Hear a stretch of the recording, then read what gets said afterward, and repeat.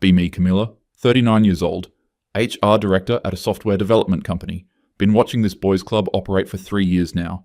Time to show everyone what true equality looks like. Sitting in my corner office Monday morning, reviewing personnel files. Same story everywhere I look. Men getting promoted faster, getting better projects, higher salaries. The data doesn't lie, even if everyone pretends it does. CEO keeps talking about merit-based decisions. What a joke when the playing field has never been level. Knock on my door, it's David from IT, probably the worst offender. Walks in like he owns the place, manspreading in the chair across from my desk. Camilla, I heard there might be some restructuring happening. Wanted to get ahead of any rumors. Perfect opportunity. Actually, David, I'm glad you came by. We need to have a serious conversation about your performance metrics. Watch his face change as I pull out his file. Your productivity scores have been consistently below department averages. Your peer reviews show concerning patterns of interrupting female colleagues in meetings. His jaw drops. Are you kidding me? I've been here 8 years. I built half the systems this company runs on. What interrupting? I participate in discussions like everyone else. That's not what the data shows, David. Your communication style creates a hostile work environment for women trying to contribute. We've received multiple informal complaints. He leans forward, voice getting louder. Multiple complaints? From who? I want names, Camilla. This is ridiculous. I've mentored 3 women in this department. Ask Sarah, ask Monica about how I've supported their careers. This isn't about individual testimonials, David. It's about creating systemic change. Your defensive attitude right now is exactly what I'm talking about. Watch him stand up, pacing now. My defensive attitude? Camilla, you're talking about my livelihood here. 8 years of my life. I have a mortgage, kids in college. You can't just decide my communication style doesn't fit your vision. I'm not deciding anything arbitrarily. This is based on comprehensive analysis of workplace dynamics and productivity optimization. He stops pacing, stares at me. Camilla, listen to yourself. You're using corporate buzzwords to justify something that makes no sense. You know my work quality. You've seen my project completions, my innovation metrics. Innovation metrics that consistently show male-dominated thinking patterns, David. We need fresh perspectives, diverse approaches to problem solving. His face is getting red now. Male-dominated thinking patterns? What does that even mean? Code either works or it doesn't. Servers either stay up or they don't. This isn't philosophy class, Camilla. Everything is connected to larger power structures, David. Your inability to see that is part of the problem. He sits back down heavily. Camilla, I'm begging you to think about what you're doing here. I know we haven't always seen eye to eye on some policies, but I've been loyal to this company. I've worked weekends, holidays, pulled all-nighters during crises. And that kind of unsustainable work culture is exactly what we're trying to change. Women bring better work-life balance perspectives. Better work-life balance? Camilla, when the servers crashed last Christmas and I spent 36 hours straight getting everything back online, was that toxic masculinity, or was that saving the company hundreds of thousands in lost revenue? Getting tired of his emotional manipulation. We'll be transitioning your responsibilities to Amanda over the next 2 weeks. She has fresh eyes and won't be bound by legacy thinking. He stands up again, voice rising. Amanda has been here 6 months. She's talented, but she doesn't know the architecture, the client relationships, the vendor contracts. Camilla, this is insane. Your tone is becoming inappropriate. David. My tone? Camilla, you're destroying people's lives. You're making decisions that will hurt real families based on some ideological crusade. I need you to lower your voice, or we'll have to involve security. He takes a deep breath, tries to compose himself. Camilla, please. I'm asking you human to human, what can I do to address whatever concerns you have? Training, coaching, whatever it takes. Don't throw away 8 years over politics. This isn't political, David. This is about creating an equitable workplace where everyone can thrive. And how is firing half the workforce creating equity? How is that helping anyone thrive? Sometimes you have to break things down to build them back better. He looks at me for a long moment. You really believe this, don't you? You actually think you're the hero in this story. I think I'm doing what needs to be done. He shakes his head, walks toward the door. Camilla, when this all falls apart, and it will fall apart, I hope you remember this conversation. I hope you remember that people tried to warn you. Have a good rest of your day, David. Door closes behind him. Finally, some peace to plan the next phase. 2 weeks later, David's gone. Amanda is settling in, well, asking good questions. Next up is the sales department. Kevin has been here longest, probably expects some kind of loyalty. Call him into my office Thursday afternoon. Kevin, thanks for coming by. I wanted to discuss some organizational changes in your department. He sits down, already suspicious. What kind of changes, Camilla? We're restructuring the sales approach to be more collaborative and less aggressive, moving away from the traditional competitive model. The competitive model that's brought in 60% of our revenue for the past 5 years? Revenue that's built on unsustainable relationship patterns, Kevin. We're looking at long-term client partnerships, not short-term conquest mentalities. He laughs, but not in a good way. Conquest mentalities? Camilla, I build relationships with clients. I solve their problems. I understand their needs. That's not conquest. That's service. The language you use, the approaches you take, they reinforce hierarchical power dynamics that many clients find off-putting. Which clients, Camilla? Show me one client complaint about my approach. One. Here we go with the demands for evidence. This isn't about individual complaints, Kevin. It's about systemic improvement. Systemic improvement? Camilla, my client retention rate is 93%. My deals close faster than department average. I've brought in 14 new accounts this year alone. And how many of those accounts specifically requested to work with women? How many what? Camilla, clients care about results. They care about understanding their business needs and delivering solutions. That's a very narrow view of what clients value, Kevin. He leans back in his chair. Camilla, help me understand something. Are you saying my 5 years of consistently exceeding targets means nothing because of my gender? I'm saying your approach represents a style of business relationship that we're evolving past. Evolving past? Camilla, this is how business works. You build trust, you deliver value, you maintain relationships. Gender doesn't factor into it. Gender factors into everything, Kevin. Your inability to see that is part of why we need change. His voice is getting tighter. Camilla, I've worked my butt off for this company. I've missed family dinners, kids' soccer games, anniversaries to close deals. I've brought in millions in revenue. And that kind of work obsession creates toxic cultures that exclude women who need better balance. Better balance? Camilla, I'm not excluding anyone. Linda on my team outsells me some quarters. Rachel brought in our biggest client this year. I celebrate their success. Individual exceptions don't negate systemic patterns, Kevin. He stands up, starts pacing like David did. Systemic patterns? What patterns? Show me data, Camilla. Show me evidence. Don't just throw around theory. The evidence is in workplace culture surveys, productivity analysis, collaborative effectiveness metrics. Surveys that ask leading questions, Camilla? Productivity analysis that ignores actual production numbers? Come on. Getting frustrated with his resistance. Kevin, this decision isn't up for debate. We're moving in a different direction. He stops pacing, stares at me. You're firing me. We're concluding your employment to better align with organizational goals. You're firing me because I'm a man. I'm restructuring based on competency alignment and cultural fit. His hands are clenched now. Camilla, this is discrimination. Plain and simple. You can dress it up with whatever language you want, but you're firing successful employees based on their gender.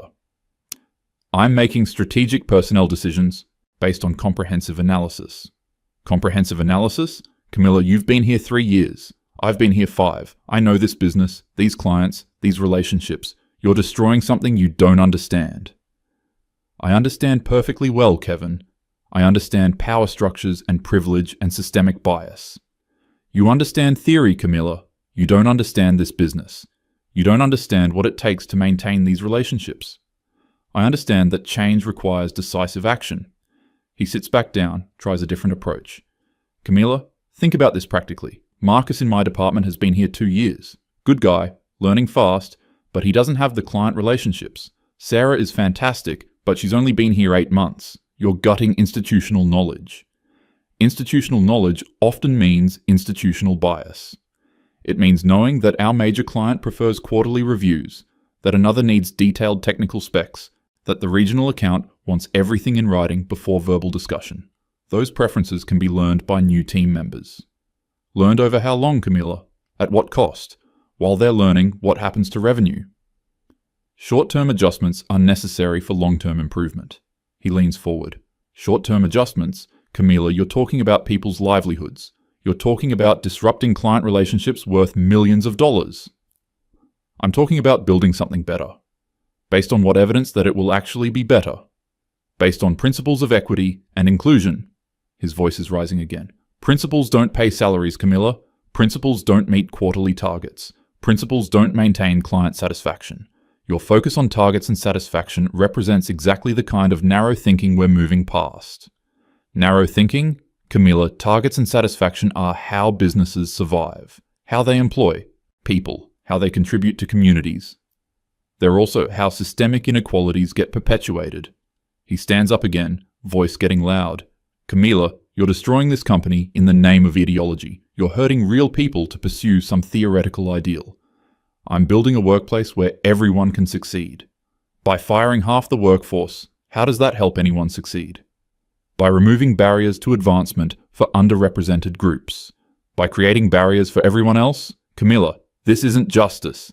This is revenge. I think we're done here, Kevin. We're done, Camilla. I'm trying to save your career here.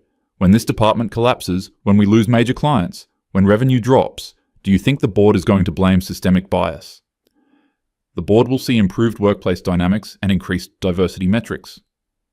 The board will see decreased profits and increased turnover. Camilla, they don't care about your social theories.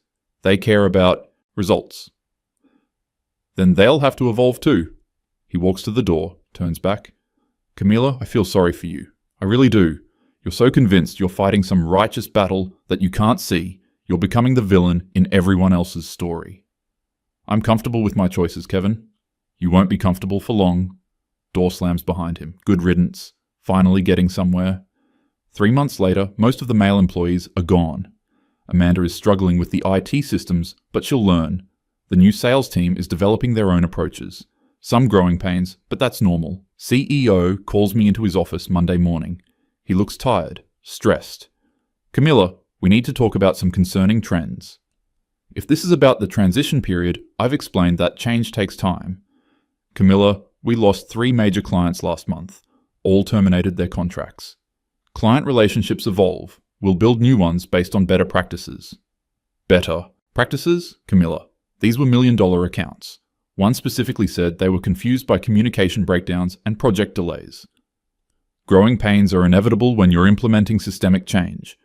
He pulls out a folder. Growing pains?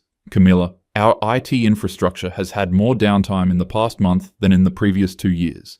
David used to prevent these issues before they happened. Amanda is learning the systems. She brings fresh perspective to problem solving. Fresh perspective doesn't keep servers running, Camilla. We had 6 hours of downtime last week that cost us thousands in lost productivity. Short-term costs for long-term benefits. What benefits? Show me one measurable improvement from these changes. Getting tired of everyone demanding proof. Workplace satisfaction surveys show improved morale among remaining staff. Remaining staff? Camilla, we've lost institutional knowledge worth decades of experience. Kevin's replacement lost. A major account, because she didn't know their specific requirements. She'll develop those relationships using more inclusive approaches. Inclusive approaches don't recover lost revenue, Camilla. We're down 18% this quarter. Revenue fluctuations are normal during transition periods. He leans forward. Transition periods? Camilla, this isn't transition. This is destruction. You've systematically removed our most experienced employees. I've removed employees whose approaches weren't aligned with modern workplace values. Modern workplace values don't mean anything if there's no workplace left. He's being dramatic. Change is difficult. Leadership means making tough decisions for long-term success. Leadership means taking responsibility when those decisions cause measurable harm. I take full responsibility for implementing necessary reforms. Necessary reforms? Camilla, help me understand the necessity. What problem were we solving? We were addressing systemic inequality and toxic workplace culture. What systemic inequality? Show me evidence. Show me data that demonstrates we had problems that justified this level of disruption. The evidence is in power structures and representation patterns. Camilla, our promotion rates were gender neutral. Our pay scales followed industry standards. What specific problems were you solving? Problems aren't always visible in traditional metrics. They're visible in results, and our results are catastrophic. He's not seeing the bigger picture. Creating an equitable workplace requires fundamental restructuring. Equitable for who, Camilla? You've created unemployment for dozens of families. How is that equitable? Equity sometimes requires difficult adjustments. Difficult adjustments? Camilla, you've destroyed careers. People who worked here for years, contributed to this company's success, gone overnight. Change is never easy for everyone involved. He stands up, walks to the window. Camilla, I'm getting calls from board members. They're asking questions about our direction, our stability, our leadership. They'll understand once they see the long-term benefits. What long-term benefits? We're hemorrhaging money, losing clients, falling behind on projects. What benefits could possibly justify this? A workplace culture that truly supports all employees. All employees? We don't have employees left to support. He turns back to me. Camilla, I need you to consider bringing back some of the people you let go. David, Kevin, others who have institutional knowledge we need. That would undermine everything we've accomplished. What have we accomplished? Please, explain to me what we've accomplished. We've eliminated systemic barriers and created opportunities for advancement. Opportunities for advancement in a company that might not exist next quarter? Companies that can't evolve don't deserve to survive. He stares at me. Camilla, this company employs 60 people. 60 families depend on paychecks from here. How can you be so casual about its survival? I'm not casual. I'm committed to doing what's right regardless of short-term difficulties. Short-term difficulties? Our biggest client just told me they're considering terminating their contract because of project delays and communication issues. New teams need time to establish rapport and develop procedures. We don't have time, Camilla. Business doesn't pause while we figure things out. Then maybe business needs to change its expectations. He sits back down heavily. Camilla, listen to yourself. You're suggesting that reality should conform to your theories instead of adapting your theories to reality. I'm suggesting that progress requires challenging established patterns. Progress requires results, Camilla. Measurable improvements, satisfied clients, profitable operations. Those are narrow definitions of progress. Those are definitions that determine whether people have jobs next month. Getting frustrated with his resistance. If you're not committed to real change, maybe you're part of the problem. Long silence. Camilla, I want you to take the rest of the week to think carefully about what you're doing here. We'll meet again Monday to discuss your recommendations for moving forward. I don't need to think about anything. I know exactly what needs to be done. Then God help us all. 6 weeks later, everything's falling apart. The new IT team can't maintain the systems David built. We've had 3 major outages this month. Clients are furious about missed deadlines and poor communication. Amanda comes into my office Tuesday, looking stressed. Camilla, I need to talk to you about something serious. What's going on, Amanda? A major contract is in jeopardy. They're saying our technical support has been inadequate since their implementation. What specifically are they concerned about? Their system integration isn't working properly. I've been trying to troubleshoot, but I can't figure out how David configured their custom modules. Did you check the documentation? That's the problem. David's documentation is incomplete. A lot of his solutions were based on experience and institutional knowledge that isn't written down anywhere. This is exactly what I was afraid of. We'll figure it out, Amanda. Fresh approaches often lead to better solutions. Camilla, I've been working on this for 2 weeks. I'm not making progress. They're threatening to cancel their contract. How much is that contract worth? 2.4 million annually. That's significant, but not catastrophic. What would it take to save the relationship? Honestly, we probably need David back, at least temporarily. He built their entire system architecture. That's not an option, Amanda. Camilla, I understand your position, but this is about practical problem solving. I'm not experienced enough to reverse engineer his work. You're more capable than you think. David's approaches weren't necessarily optimal. Maybe not, but they were functional. And right now, functional is what the client needs. Amanda, I have confidence in your ability to develop innovative solutions. Innovative solutions take time, Camilla. They need results this week. Then we'll have to find a way to deliver results this week. She looks frustrated. Camilla, I'm trying to tell you that might not be possible without David's knowledge. It's possible. You just need to think differently about the problem. I've been thinking differently for 2 weeks. I need practical help. What about consulting with other team members? What other team members? Camilla, there's just me and Sarah now. Sarah's still learning basic system administration. starting to see the scope of the problem. Amanda, are you saying our entire IT department consists of 2 people? 2 people with less than a year of combined experience with our systems? Yes. That seems insufficient. It is insufficient, Camila. That's what I'm trying to tell you. Need to think strategically here. What would it cost to hire additional experienced IT staff? Experienced staff. Camila, good IT people are expensive and hard to find. It would take months to recruit, hire, and train someone. Months we don't have. Exactly. What about contractors? Temporary solutions? Contractors would cost 3 times what David was making, and they still wouldn't know our specific systems. This is becoming a real problem. Amanda, I need you to be completely honest with me. How bad is our situation? Camila, we're hanging by a thread. Our infrastructure is held together by systems I don't understand, configured by someone who's not here anymore. Every day, something else breaks down. But you're learning, right? Getting more capable? I'm learning, but learning takes time, and we're dealing with crisis after crisis. I spend all my time putting out fires instead of understanding underlying systems. What do you need to be successful, Amanda? I need time, training, documentation, and honestly, I probably need David's help to understand how everything connects together. David's not coming back.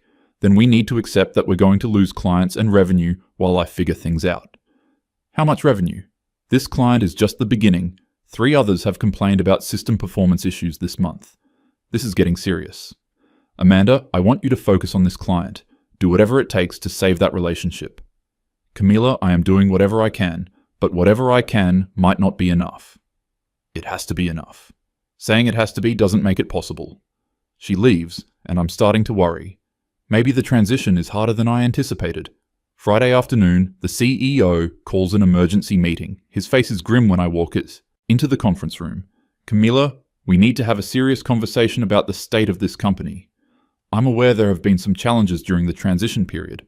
Challenges? Camila, we've lost that major client. 2.4 million gone. That's not good. Amanda was working on that account. Amanda called me yesterday. She said she couldn't solve the technical problems without David's expertise. She needed more time to develop solutions. We didn't have more time. They gave us a deadline. We missed it. These things happen during organizational change. These things are happening every week, Camila. Other major clients are reviewing their contracts. They're asking questions about our capabilities. Client relationships require adjustment periods when teams change. Adjustment periods? Camila, we're losing institutional knowledge faster than we can replace it. He pulls out a stack of papers. Look at these numbers. Revenue down 28%. Client satisfaction scores at historic lows. Employee productivity metrics showing massive inefficiencies. Metrics don't tell the whole story. They tell the story that matters to our board of directors, and the story is that we're failing. We're implementing necessary changes. Necessary for what? Camila, explain to me what we're trying to accomplish that justifies this level of business disruption. We're creating a more equitable and inclusive workplace. For who? Half our employees are gone. The other half are overwhelmed trying to do jobs they're not qualified for. They'll develop the qualifications with experience. Experience we can't afford to let them gain while revenue collapses. He leans forward. Camila, I'm going to be direct. The board is questioning your judgment. They're asking whether these personnel decisions serve any legitimate business purpose. The board needs to understand that progress requires sacrifice. Sacrifice of what? Sacrifice of the company itself? Sacrifice of outdated approaches and systems. Outdated approaches that were generating millions in revenue and maintaining satisfied clients. Revenue built on unsustainable foundations. What was unsustainable about them? David kept our systems running efficiently. Kevin maintained strong client relationships. Marcus understood vendor contracts and industry connections. They maintained systems that excluded and marginalized women. What women? Camila, show me evidence that women were being excluded or marginalized. The evidence is in representation patterns and advancement opportunities. We promoted 3 women last year. We hired women in every department. What opportunities were being denied? Subtle barriers aren't always visible in promotion statistics. Subtle barriers? Camila, you're destroying measurable success to address invisible problems. He stands up, starts pacing. Camila, I need you to understand something. This company is in serious trouble. We have maybe 2 months of operating capital left if we keep losing clients at this rate. 2 months seems alarmist. 2 months is optimistic. If we lose one more major client, we're looking at immediate layoffs. Layoffs wouldn't be necessary if everyone committed to making the new structure work. Making it work. Camilla, it's not working. Our IT infrastructure is failing. Our sales relationships are deteriorating. Our project management is chaotic. Growing pains are normal during transitions. These aren't growing pains. This is systematic collapse. He stops pacing, looks directly at me. Camilla, I'm asking you to consider rehiring David and Kevin immediately. That would undermine everything we've accomplished. What have we accomplished? Please tell me one positive outcome from your restructuring. We've created opportunities for women to advance without competing against entrenched male networks. Advance where? To positions in a failing company. The company isn't failing, it's transforming. Transforming into what? A cautionary tale about ideological management? Transforming into a workplace that truly supports equality. Equality in unemployment? Camilla, if this company fails, everyone loses their job equally. Getting tired of his catastrophizing. You're being unnecessarily dramatic. Every major change involves temporary difficulties. Temporary difficulties don't include losing your biggest clients and facing bankruptcy. We're not facing bankruptcy. We're facing insolvency if we lose 2 more major accounts. Then we'll prevent that from happening. How? With what resources? With what expertise? With creativity and determination. Creativity doesn't debug complex software systems. Determination doesn't maintain vendor relationships. New approaches can be more effective than old ones. Show me effectiveness, Camilla. Show me results. Results take time to manifest. We don't have time. He sits back down. Camilla, I'm going to be completely honest. The board is meeting Monday to discuss your position. My position? Your continued employment as HR director. They can't fire me for implementing diversity initiatives. They can fire you for gross mismanagement resulting in significant business losses. Diversity initiatives aren't mismanagement. Destroying functional teams and losing major clients is mismanagement. I was hired to modernize workplace practices. You were hired to support business operations while improving workplace culture. Sometimes those goals require prioritization. Business operations aren't optional, Camilla. They're prerequisite for everything else. Short-term business disruption is acceptable for long-term cultural improvement. Long-term cultural improvement is meaningless if there's no business left to improve. I can see he's not going to understand. I stand by every decision I've made. I've acted with integrity and commitment to principles. Principals don't pay salaries or maintain health insurance for employees. Some things are more important than immediate financial concerns. Not to the 60 families who depend on this company for their livelihoods. Those families will benefit from working in a more equitable environment. If there's still an environment left for them to work in. Meeting ends badly. The CEO is clearly panicking about short-term difficulties. Can't see the bigger picture. Monday morning, get called into the boardroom. 5 board members sitting around the table looking serious. The CEO is there too, avoiding eye contact. Boardroom chair. Robert speaks first. Camilla, thank you for joining us. We need to discuss recent developments in company operations. I understand there are concerns about the transition period. Transition period? Camilla, we've lost 4 major clients in 2 months. Our revenue has dropped by nearly 30%. Revenue fluctuations are normal during organizational restructuring. Another board member, Patricia, speaks up. Normal fluctuations don't threaten company solvency, Camilla. We're looking at potential bankruptcy if these trends continue. Bankruptcy seems like an exaggeration. Our accountants disagree, Robert says. We have perhaps 6 weeks of operating capital remaining at current loss rates. 6 weeks provides time to stabilize operations and rebuild client relationships. With what staff? Camilla, you've systematically eliminated our most experienced employees. I've eliminated employees whose approaches were inconsistent with modern workplace values. Third board member, Michael, leans forward. Camilla, help us understand something. What specific problems were you trying to solve? I was addressing systemic gender inequality and toxic workplace culture. What evidence did you have of gender inequality? Evidence exists in promotion, patterns, pay structures, and workplace dynamics. Our promotion patterns showed no gender bias. Our pay structures followed industry standards. What workplace dynamics were problematic? Subtle forms of exclusion and marginalization that don't show up in traditional metrics. Patricia speaks again. Subtle forms that justified firing profitable, experienced employees. Justified restructuring to create more equitable opportunities. Equitable opportunities in a failing company? The company isn't failing, it's adapting. Adapting by losing millions in revenue and destroying client relationships? Adapting by prioritizing values over short-term profits. Robert's voice gets sharper. Camilla, this company exists to provide value to clients and employment to workers. How do your values serve those purposes? By creating workplace environments where everyone can contribute fully. Everyone? You've fired half the workforce. I've created opportunities for underrepresented groups to advance. Advance where? We're about to lay off remaining employees due to revenue shortfalls. Michael pulls out documents. Camilla, look at these client feedback reports. One major client cited communication breakdowns and technical incompetence. Another mentioned lack of institutional knowledge and project delays. A third complained about inexperienced staff unable to meet contractual obligations. Client expectations need time to adjust to new team approaches. Clients don't adjust expectations, Camilla. They find new vendors. Then we'll find new clients who appreciate our values. With what products? What services? Camilla, our capacity to deliver has been gutted. Patricia stands up. Camilla, I want you to listen carefully. This company is in crisis. We face immediate financial threats that could result in complete business failure. Every major transformation involves risk. This isn't transformation. This is destruction. That's a matter of perspective. Robert's face is getting red. Perspective? Camilla, 60 people are going to lose their jobs if this company fails. How is that perspective?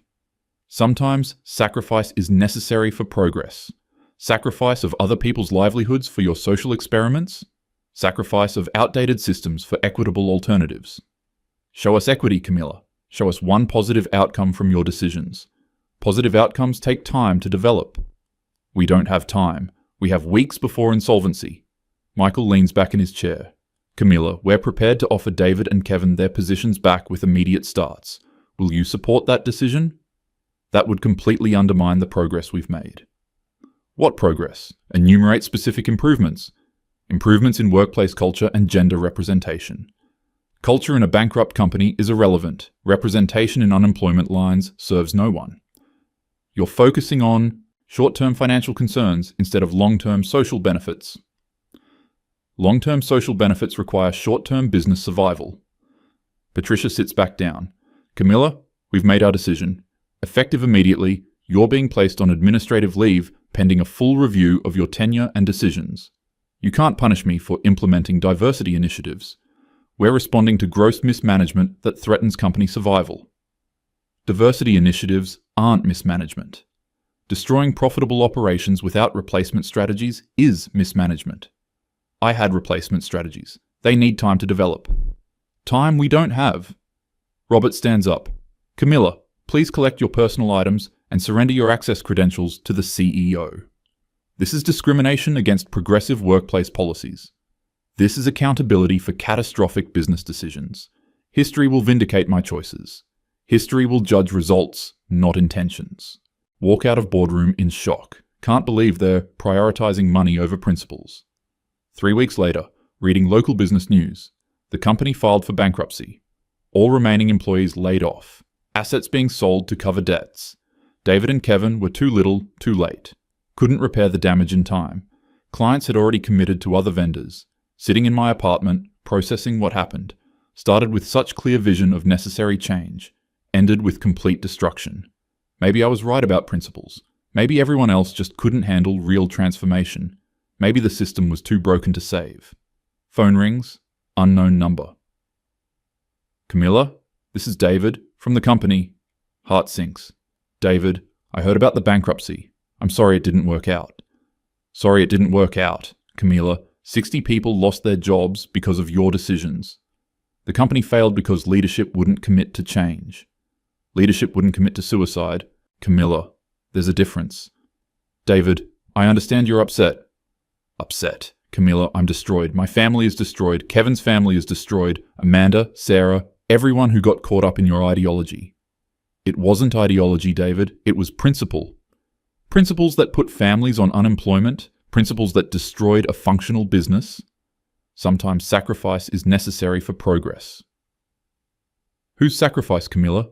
Your sacrifice? Or everyone else's sacrifice for your vision? Change is difficult for everyone. Change? This wasn't change. This was demolition. I was trying to create something better. You created nothing. You destroyed something that worked and left wreckage. The system wasn't working for everyone. It was working for 60 families who had steady employment. Now it's not working for anyone. David, I'm sorry you can't see the bigger picture. The bigger picture? Camila, the picture is children wondering why daddy doesn't have a job anymore. The picture is families losing health insurance. The picture is real consequences for real people. Those consequences are temporary. Temporary? Camilla, some of us are in our mid-40s and 50s. Starting over isn't temporary. It's devastating. David, you never intended to think about consequences. You never intended to consider that your principles might be wrong. You never intended to take responsibility for the damage. I take full responsibility for pursuing justice. Justice? Camilla, show me justice in unemployment lines. Show me justice in foreclosed homes. Show me justice in destroyed careers. Sometimes, the right thing is the difficult thing. The right thing? Camilla, you convinced yourself that hurting people was righteous. That's not justice. That's fanaticism. I was committed to change. You were committed to your own moral superiority. Everyone else paid the price. Long pause. David, I'm sorry you feel that way. Sorry I feel that way? Camilla, I don't feel destroyed. I am destroyed. We all are. I hope things work out for you. Things don't work out, Camilla. People work things out. And you made that impossible for everyone.